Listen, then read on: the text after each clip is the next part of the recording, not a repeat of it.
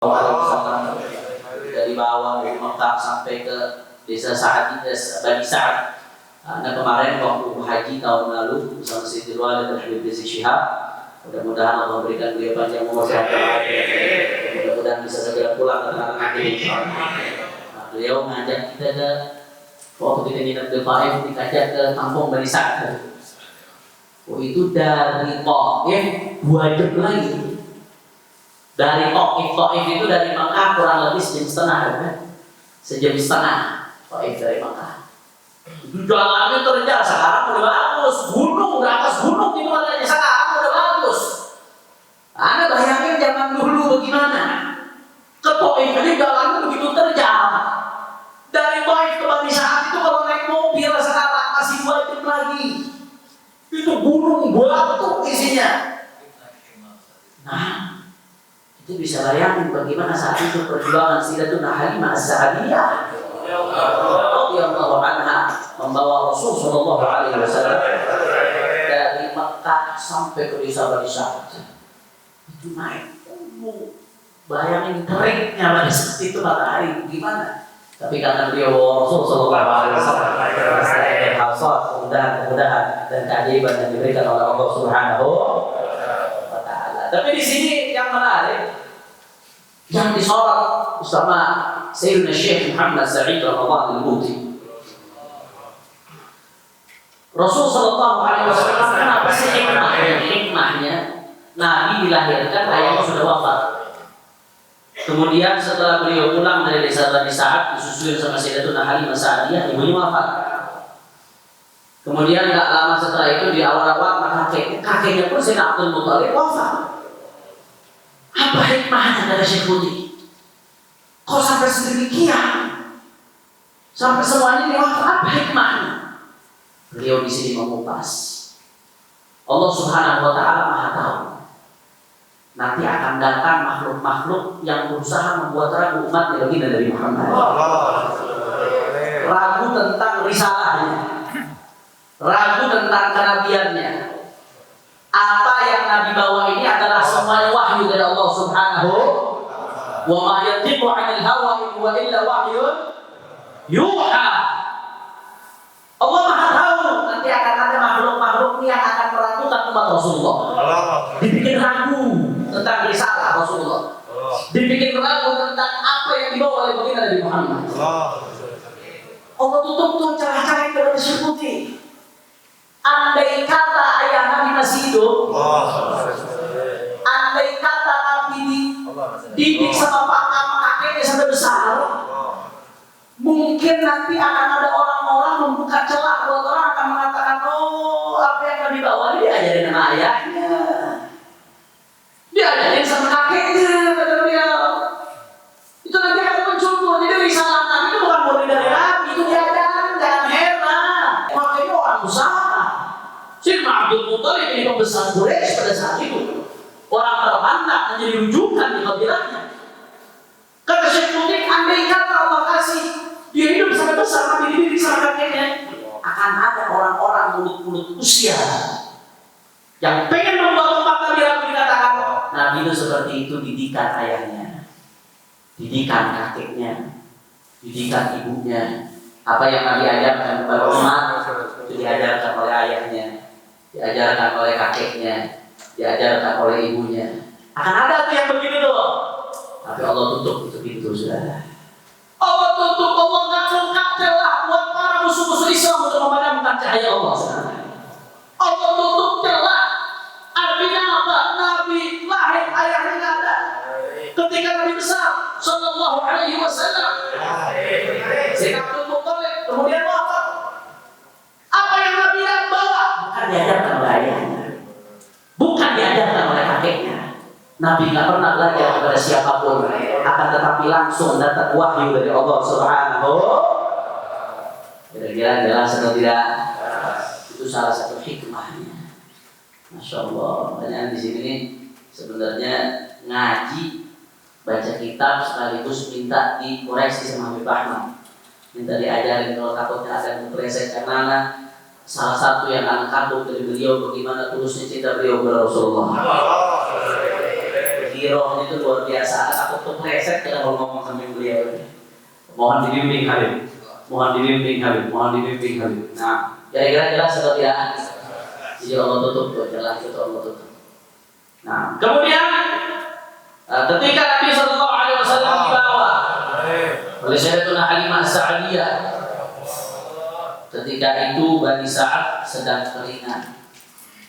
Mujibah ahli sirah semuanya mengatakan Bani Sa'ad sedang keringan desa itu. Kambing-kambing itu susunya lagi kering saat itu.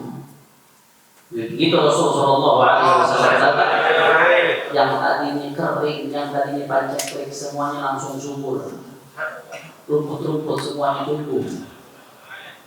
Kambing-kambing yang tadinya susunya udah balik kering, gak ada susunya, begitu Rasulullah datang tersebut, semua kambingnya jadi seger, saudara. Susunya ada lagi, berkah semuanya. Berkah siapa? Berkah kedatangan bayinya Sayyidina Muhammad sallallahu alaihi wasallam. Makanya kata Syekh Muhammad Sa'id Ramadan Al-Buti di sini gak heran Allah berikan kemuliaan seperti itu dengan kedatangan Nabi, itu gak heran.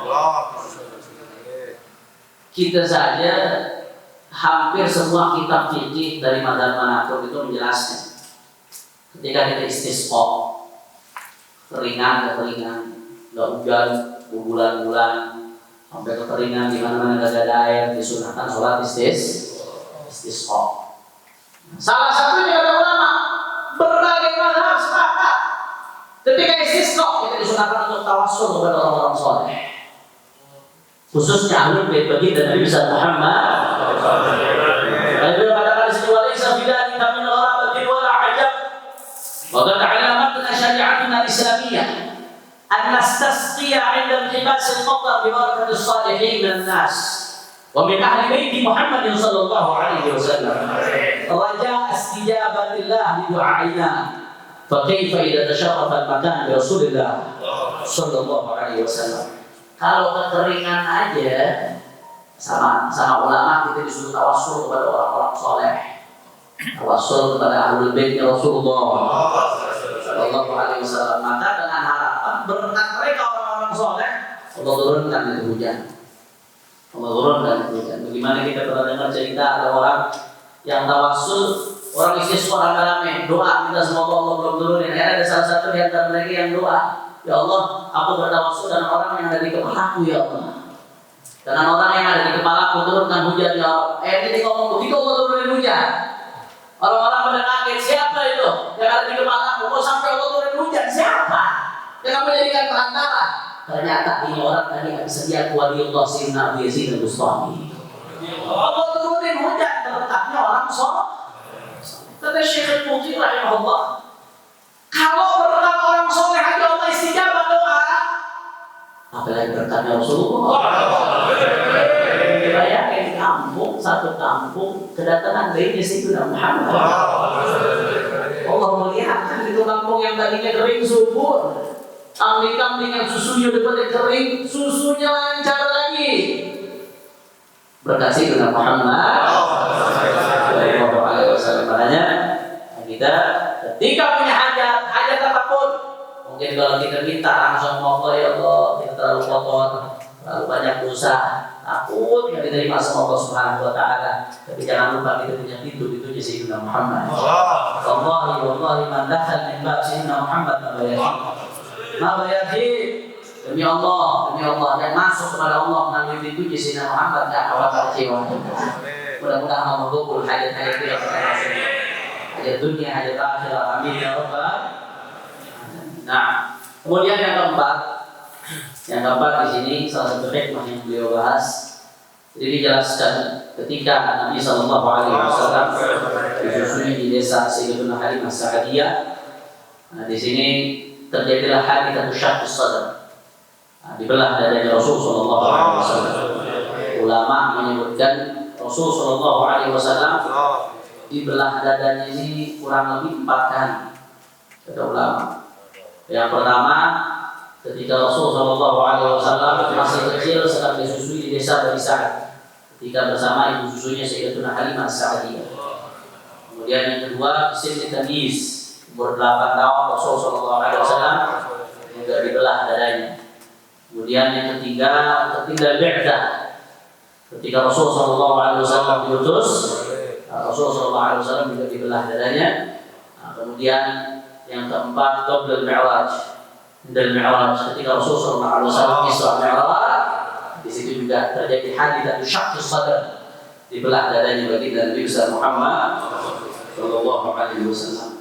Nah, bicara soal syaqqus sadr, kejadian bagaimana dada Rasulullah sallallahu alaihi wasallam dibelah ini, apa sih hikmahnya? Hikmahnya ini apa? Kenapa dada Rasulullah sallallahu alaihi wasallam dibelah? Nah, Abuya Sayyid Muhammad bin Ali bin Abbas al-Maliki rahimahullah radhiyallahu anhu, dalam kitabnya Muhammad al-Insanul Kamil, kitab ini menceritakan tentang bagaimana kesempurnaan baginda Nabi Muhammad sallallahu alaihi wasallam, Muhammad al-Insanul Kamil. Beliau menyebutkan, saya nggak baca semuanya, sebagian aja, hikam wa fawaid min syaqqi sadri syarif sallallahu alaihi wasallam. Apa hikmah dibalik dibelahnya dada Rasul sallallahu alaihi wasallam?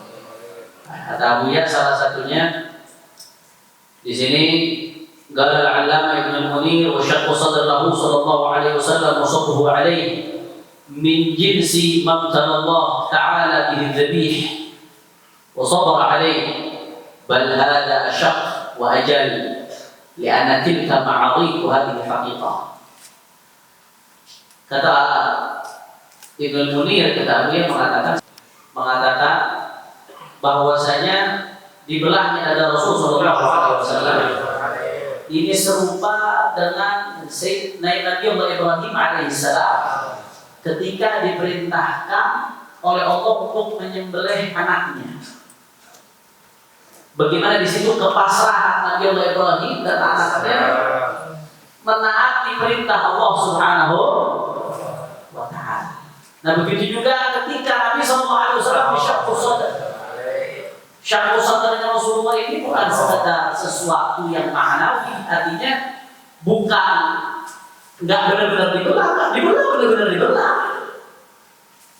Kalau Nabi Ibrahim sama Nabi Ismail baru diperintahkan, belum ada kejadian.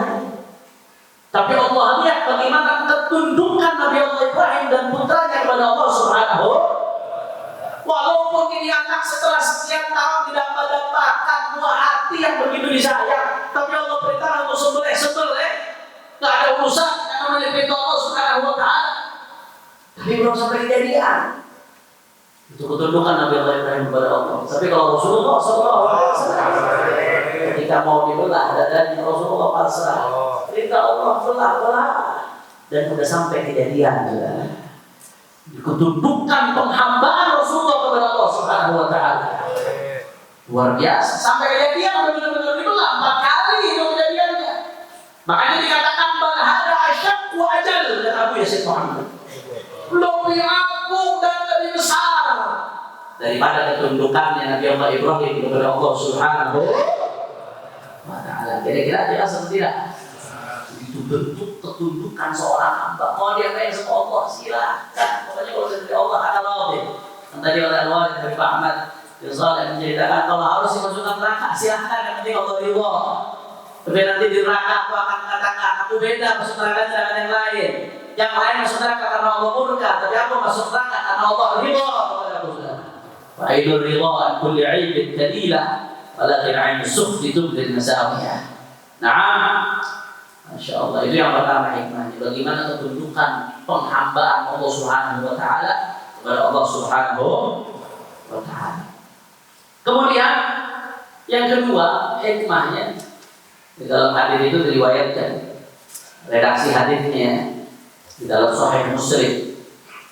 Redaksi hadisnya dalam Sahih Muslim bahwasanya Rasulullah sallallahu alaihi wasallam kata Jibril bahwa yal'ab al-ghilman فأخذه فصرعه فشق عن قلبه فاستخرج منه علقتان فقال هذا حظ الشيطان منك ثم غسله بقسط من ذهب بماء زمزم ثم عاده إلى مكانه.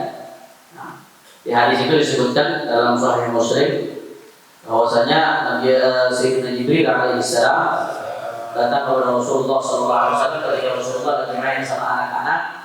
Kemudian Sayyidina Jibril mengambil Rasul Shallallahu Alaihi Wasallam, kemudian dibelah itu dadanya Rasulullah, diambil hatinya Rasulullah, kemudian Sayyidina Jibril mengeluarkan segumpal darah alaqah dari hatinya Rasul Shallallahu Alaihi Wasallam. Kemudian Sayyidina Jibril mengatakan hada haqqu syaitan minka. Nah, ini maksudnya apa? Abuya di sini dijelaskan. Abuya Sayyid Muhammad bin Ali al-Maliki. Kata Abuya, beliau mengutip dari Al-Imam Subki radhiyallahu anhu ketika ditanya tentang segumpal darah yang dikeluarkan dari hatinya Nabi. Jadi kata Al-Imam Subki, Allah Subhanahu wa taala menciptakan manusia, di dalam hatinya tuh ada wadah. Di hati manusia tuh ada wadah. Nah, wadah ini nih di hati manusia, biasanya setan kalau mau kasih bisikan-bisikan dilemparin ke wadah itu. Ngerti Pak? Biar kata nih anak baru lahir nih, belum dibisikin setan, waktu wadah udah ada tuh, wadah tuh. Itu dalam setiap manusia ada. Wadah itu wadah. Ini yang pertama dikutip. Nanti ada keterangan tambahan dari Abu Yazid Muhammad. Nah, wadah ini walaupun masih kosong, nah, ketika Nabi Shallallahu Alaihi Wasallam diutus, dibelah darah oleh malaikat Jibril, kemudian dikeluarkan. Nah, segumpal darah itu wadah tadi. Bukan berarti Nabi pernah dibisikin setan, bukan. Bukan berarti Nabi pernah masukkan sesuatu dari setan, bukan. Wadah itu dalam setiap manusia ada. Tapi khusus bagi Nabi Muhammad, wadah itu tidak dibiarkan terus ada oleh Allah, tapi dikeluarkan oleh malaikat Jibril alaihissalam melalui membelah dada bagi Nabi Muhammad. Kenapa kok nggak dari awal aja Allah ciptain Nabi nggak ada wadah itu? Kenapa kok diciptakan pakai ada wadah kemudian dikeluarkan? Kata dia di sini beliau mengutip dari ulama, "Lau khalaq Allah Ta'ala nabiyyahu kadzalik lam yakun lil alamin ittila' ala haqiqati sallallahu alaihi wasallam." Wa Allah Ta'ala ala yadi Jibril alaihi salam liyatahaqqaqu kamal batinihi kama baraza lahum makmalullah sallallahu alaihi wasallam. Kalau andai kata dari awal Allah ciptakan Nabi Muhammad tanpa ada wadah itu, orang tak akan mampu melihat Rasulullah. Makanya Allah ciptakan ada dulu biarin. Bukan berarti udah memasukkan sesuatu dari setan ya, jangan salah paham ya. Ada Abu Syaitan bukan berarti udah memasukkan dari setan loh. Wadahnya itu memang Allah udah ciptakan. Tapi karena Nabi Muhammad melihat Allah Subhanahu wa taala, udah diambil duluan wadahnya sama Allah, sehingga setan nggak ada sama sekali kesempatan kemungkinan untuk berbisik kepada baginda Nabi Muhammad. Kira-kira jelas atau tidak? Tapi ajibnya Abu Yazid Muhammad bin Ali al-Maliki mengatakan, Yaqul Muhammad Alawi al-Mu'allif, di sini ada beliau. Yaqul Muhammad Alawi al-Mu'allif, waqa'a fi qalbi ma'nan akhar, wa huwa anna qalba sayyidina Rasulullah sallallahu alaihi wasallam mamlu'un birrahmah, bal huwa manba'uha wa asluha kama qala Allah ta'ala wa ma arsalnaka illa rahmatan wa hadhihi ar-rahmah shamilah kamilah li'annaha rahmatullah allati wasi'at kulla shay'. ولكن الله سبحانه وتعالى أخرج الشيطان وأعوانه وإخوانه ومن قدر عليه الشقاء من هذه الرحمة فلا نصيب لهم فيها ولا شيء لهم منها. ويقول عليه أنهم أخرجوا من قلبه شريك حظ الشيطان من رحمته فلا حظ للشيطان في هذه الرحمة والله أعلم. Luar biasa pemahaman dari Abu Yazid Muhammad al-Maliki. Orang saleh ini terus Allah bukakan pintu pemahaman. Mengenai Al-Quran kata ulama, tanazzuluhu 'ala al-ulama baqin wa huwa anhum wa huwa munqati'un nuzuli. Al-Quran itu sudah enggak turun lagi ayatnya dengan wafatnya Rasulullah SAW. Nuzulnya udah berhenti. Nuzul itu turun di ayat. Tapi tanazzuluhu 'ala al-ulama baqin. Tapi pemahaman terhadap ayat Quran Allah buka terus kepada ulama sampai yaumil qiyamah. Makanya ulama terus Allah bukakan ilmu-ilmu yang sesuai dengan zamannya, yang sesuai dengan situasi yang kita hadapi. Mudah-mudahan Allah kasih kita dekat terus dengan ulama sebaik-baiknya sampai. Abu Yazid Muhammad, yaqul Muhammad Alawi mu'allifu. Kata Abu Yazid Muhammad bin Ali al-Maliki, mu'allif kitab Risal Kamil ini mengatakan, Di hatiku Allah tanamkan satu pemahaman tentang kejadian di belah hati Nabi. Apa itu pemahamannya? Kata Buya, Allah ini kan mengutus Nabi sebagai rahmatan lil alamin, rahmat untuk semesta alam. Rahmatnya Allah berikan kepada Nabi. Rahmat untuk semesta alam masih Allah. Semesta alam ini mencakup manusia, mencakup pohon-pohonan, mencakup binatang, mencakup setan. Semesta alam itu mencakup semuanya. Nah, itu yang dikeluarkan sama malaikat Jibril alaihissalam. Andai kata nggak dikeluarin, maka setan dapat juga rahmatnya Nabi. Saking luasnya rahmat Rasulullah. Makanya dikeluarin sama Allah. Kenapa? Karena Allah takdirkan bukan cuma setan, wa'awanahum yang nolongin setan. Nah, setan yang bercelana panjang, setan yang bercelana pendek, yang putih, yang hitam, pokoknya nolongin setan. Wa ikhwanahu, saudara-saudaranya setan.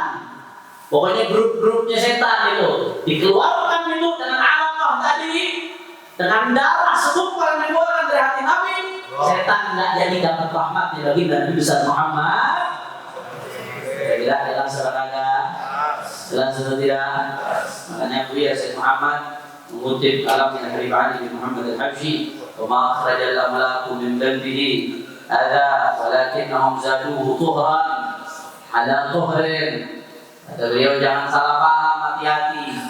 Darah segumpal darah itu dikeluarkan dari hati Nabi bukan berarti mengeluarkan kotoran dari hati Nabi, bukan, saudara. Hati Nabi bukan tempatnya kotoran. Di situ semuanya cahaya, nggak ada sedikit pun kotoran, saudara. Tapi kejadian pemerintahan datangnya Nabi, zaduhu tuhran ala tuhrin. Di situ Allah tambahkan kesucian di atas kesucian, cahaya di atas cahaya, sehingga setiap saat makin sempurna dan selalu bertambah daripada cahaya baginda Nabi besar Muhammad. Kira-kira jelas atau tidak? Insya Allah. Nah, ini yang saya jelaskan pada kesempatan kali ini. Mudah-mudahan yang sedikit ini bisa bermanfaat, dan mohon maaf kalau ada salah-salah kata, dan mohon diluruskan jadwal dari Pak Ahmad Haji Putari karena saya makhluk saya datang di sini sebagai santri bukan untuk mengajarkan. Mudah-mudahan kita semua dapat keberkahan dari majelis ini dan dapat keberkahan dari baginda Nabi besar Muhammad sallallahu alaihi wasallam. Wallahu a'lam bishawab. Assalamualaikum warahmatullahi wabarakatuh.